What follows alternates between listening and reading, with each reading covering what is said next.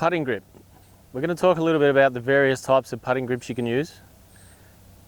There's all sorts out there. Putting's such an individual thing. There are a few elements to putting technique that everyone should try and employ. But it's basically my philosophy that if you feel comfortable with your putter and it's not affecting you in a negative way, hold it however you like. The traditional putting grip is certainly my preference. And what is a traditional putting grip?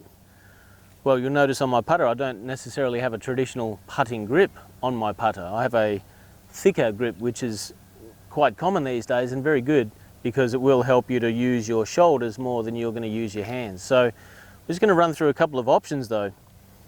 Is the good old traditional putting grip, the one that I learned as a youngster, is the reverse overlap. So that's basically all your hands on the club, all your fingers on the club, thumbs running down the middle. And then all we simply do is place your left index finger across these other three fingers of your right hand. Then do your best to get the side of the putter into the palm of your hand. So we don't want it in a power position like we would a hammer or a driver. We want it dead in the palm. So it's dead in the palm.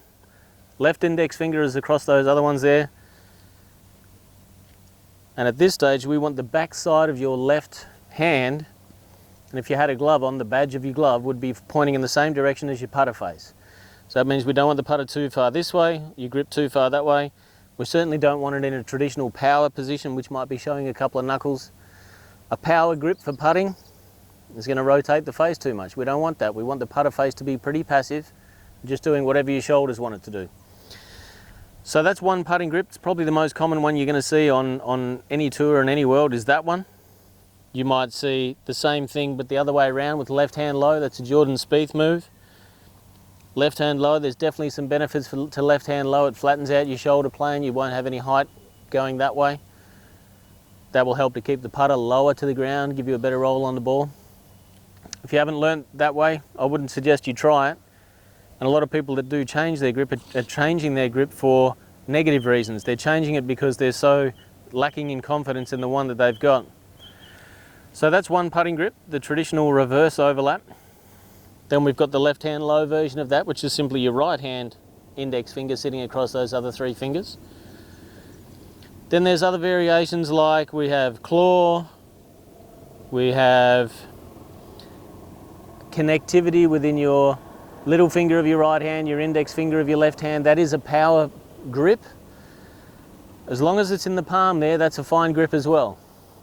Basically, if you as a golfer can stand over a 4-foot putt and think, yep, I reckon I'm going to hold this putt, that's a good grip, whatever it is.